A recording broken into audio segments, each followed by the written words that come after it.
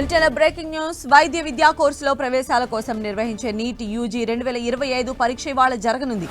దేశవ్యాప్తంగా మధ్యాహ్నం 2 గంటల నుంచి సాయంత్రం 5 గంటల వరకు పరీక్ష నిర్వహించనున్నారు. దేశంలోని 566 నగరాల్లో ఎగ్జామ్ను నిర్వహిస్తున్నారు. ఇందుకోసం 5,453 సెంటర్లు ఏర్పాటు చేశారు. 22,70,000 మంది విద్యార్థులు పరీక్షకు హాజరు కానున్నట్లు నేషనల్ టెస్టింగ్ ఏజెన్సీ తెలిపింది. పేపర్ లీక్ ఆందోళనలతో పరీక్షా కేంద్రాల వద్ద భద్రతను పెంచారు.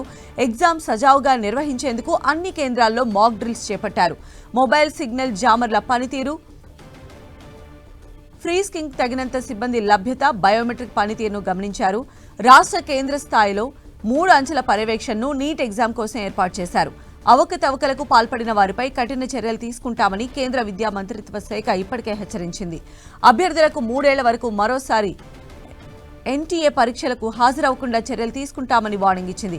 అయితే గత ఏడాది నీట్ పరీక్షలో పేపర్ లీక్ ఆరోపణలతో దేశవ్యాప్తంగా దుమారం రేపింది. దీనిపై విచారణ చేపట్టిన కేంద్రం మరోసారి అలాంటి పొరపాట్లు జరగకుండా పటిష్ట చర్యలు తీసుకుంటోంది.